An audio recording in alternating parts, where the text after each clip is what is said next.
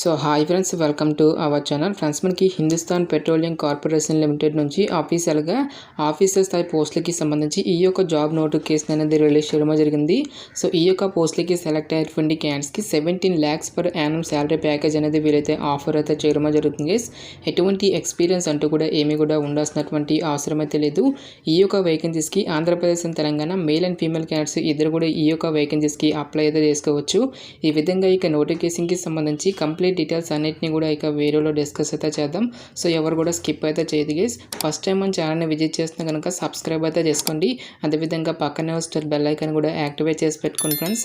మీరు ఇచ్చేటువంటి లైక్స్ అలా ఎంకరేజింగ్ అండ్ మోటివేషన్గా ఉంటాయి కాబట్టి సో ప్రతి ఒక్కరు కూడా వీడియోని లైక్ చేసి మీ ఫ్రెండ్స్ అండ్ ఫ్యామిలీ మెంబర్స్కి అయితే షేర్ చేయండి friends. Okay, let's start the video. Friends, ఈ యొక్క పోస్ట్కి సంబంధించి ఇంపార్టెంట్ డేట్స్ విషయానికి వచ్చేటది కనుక ఆల్రెడీ మనకి June 5th నుంచి కూడా అప్లికేషన్ ప్రాసెస్ అనేది స్టార్ట్ కావడం జరిగింది. ఇక లాస్ట్ డేట్ విషయానికి వచ్చినట్టయితే కనుక June 30 వరకు కూడా ఈ యొక్క రిక్రూట్మెంట్కి ఆన్లైన్లో అప్లై చేసుకోవాల్సి అయితే ఉంటుంది. సో ఈ యొక్క వేకెన్సీస్కి ఎవరెవరు అప్లై చేసుకోవచ్చు అని చూసుకున్నట్టయితే కనుక only Indian nationals are eligible to apply అని చెప్పేసి ఇక్కడ మనకి జనరల్ ఇన్స్ట్రక్షన్స్లో ఫస్ట్ పాయింట్లో క్లియర్గా మెన్షన్ చేయడం జరిగింది. సో మీరు ఏ స్టేట్కి చెందినా సరే ఈ యొక్క వేకెన్సీస్కి అప్లై అయితే చేసుకోవచ్చు. సో ఇక్కడ మనకి కట్ ఆఫ్ డేట్ అనేటువంటిది కూడా ఇవ్వడం జరిగింది. June 30, 2024 నాటికి మీ యొక్క ఏజ్ లిమిట్తో పాటు relevant experience next essential education qualifications అన్నిటిని కూడా మనకి June 30, 2024 నాటికి తీసుకోవడం అయితే జరుగుతుందని చెప్పేసి ఇక్కడ మనకి జాబ్ డీటెయిల్స్లోనే క్లియర్గా మెన్షన్ చేయడం జరిగింది. నెక్స్ట్ ఈ యొక్క పోస్టులకి సంబంధించి అప్లికేషన్ ప్రాసెస్ విషయానికి వచ్చినట్టయితే కనుక ఓన్లీ ఆన్లైన్లోనే అప్లై చేసుకోవాల్సి అయితే ఉంటుంది. అప్లికేషన్ ఫీజుకి సంబంధించిన డీటెయిల్స్ కనుక చూసుకున్నట్లయితే కనుక ఎవరైతే SC, ST, PWD క్యాండిడేట్స్ ఉంటారో ఈ యొక్క క్యాండిడేట్స్ ఎటువంటి అప్లికేషన్ ఫీజు అనేటువంటి కూడా పే చేయాల్సినటువంటి అవసరం అయితే లేదు.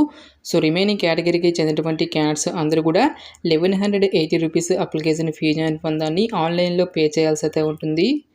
ఫస్ట్ ఆఫ్ ఆల్ ఈ యొక్క పోస్ట్లకి సెలెక్ట్ అయినటువంటి క్యాండిడేట్స్కి ఇనిషియల్గా మనకి 1 year పాటు కూడా అక్కడ ట్రైనింగ్ అనేది ఇవ్వడం జరుగుతుంది.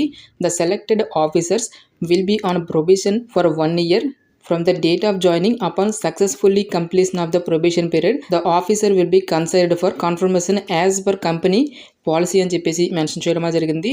సో ఈ యొక్క పోస్ట్లకి సెలెక్ట్ అయినటువంటి క్యాండిడేట్స్కి ఇనిషియల్గా మనకి ప్రొబేషన్ పీరియడ్ అనేది 1 year పాటు కూడా ఉంటుంది. ఈ యొక్క 1 year ప్రొబేషన్ పీరియడ్ అనేటువంటి దాన్ని ఎవరైతే సక్సెస్ఫుల్గా కంప్లీట్ చేసినటువంటి క్యాండిడేట్స్కి ఇదే సంస్థలో పర్మనెంట్ ఆఫీసర్ జాబ్ అనేటువంటి ఇవ్వడం అయితే జరుగుతుందని చెప్పేసి ఇక్కడ మనకి నోటిఫికేషన్లో క్లియర్గా మెన్షన్ చేయడం జరిగింది.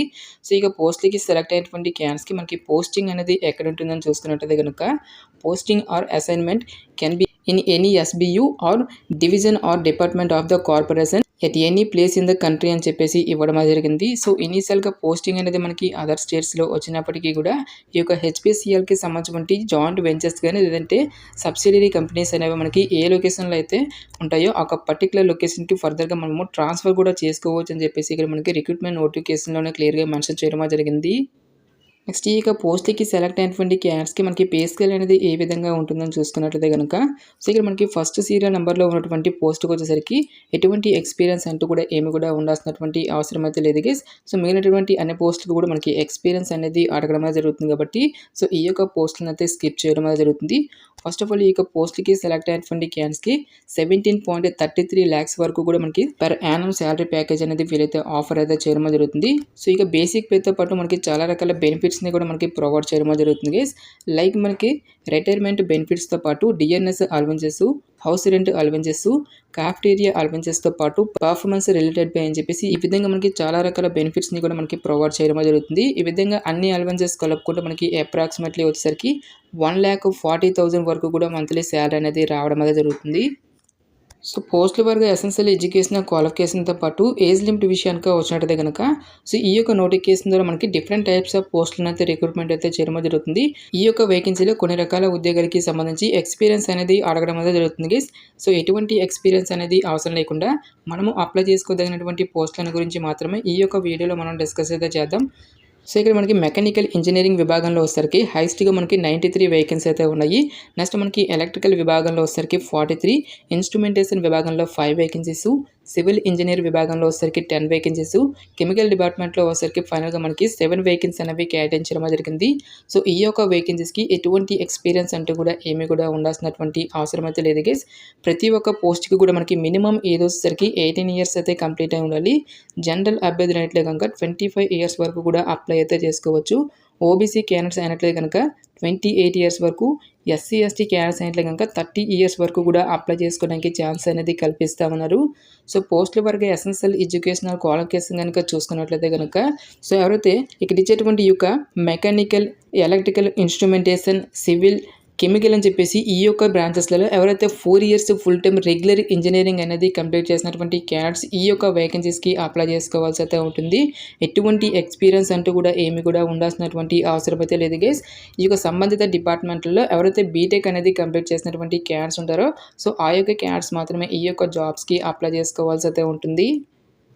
సో ఇక పోస్ట్కి సంబంధించి సెలక్షన్ ప్రాసెస్ అనేది ఏ విధంగా ఉంటుందని చూసుకున్నట్లయితే కనుక ఎవరైతే ఈ యొక్క రిక్రూట్మెంట్కి ఆన్లైన్లో అప్లికేషన్స్ అనేవి సబ్మిట్ చేసినటువంటి క్యాండిడేట్స్కి ఫస్ట్ ఆఫ్ ఆల్గా మనకి కంప్యూటర్ బేస్డ్ ఎగ్జామినేషన్ అనేది కండక్ట్ అయితే చేయడం జరుగుతుంది.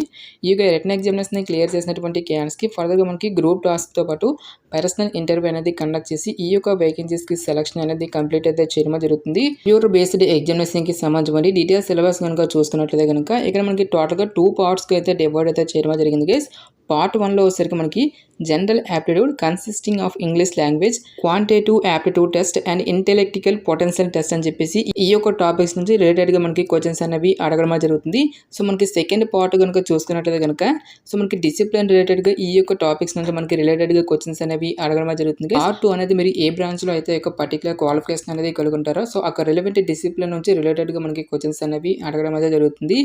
సో ఎవరైతే ఇక రిటన్ ఎగ్జామినేషన్ని క్లియర్ చేసినటువంటి క్యాండిడేట్స్కి ఫర్దర్గా మనకి గ్రూప్ టాస్క్తో పాటు పర్సనల్ ఇంటర్వ్యూ అనేది కండక్ట్ చేసి ఈ యొక్క వేకెన్సీస్కి సెలక్షన్ అనేది కంప్లీట్ అయితే చేయడం జరుగుతుంది. ప్రజెంట్ మనకి ఈ యొక్క ఎగ్జామినేషన్ సెంటర్స్కి సంబంధించిన డీటెయిల్స్ అనేవి మనకి నోటిఫికేషన్ అయితే మెన్షన్ అయితే చేయలేదు గైస్. సో ఫర్దర్గా అఫీషియల్ వెబ్సైట్లో ఎగ్జామినేషన్ సెంటర్స్తో పాటు ఎగ్జామినేషన్ ప్యాటర్న్కి సంబంధించిన కంప్లీట్ డీటెయిల్స్ అన్నిటిని కూడా అనౌన్స్ అయితే చేయడం జరుగుతుంది.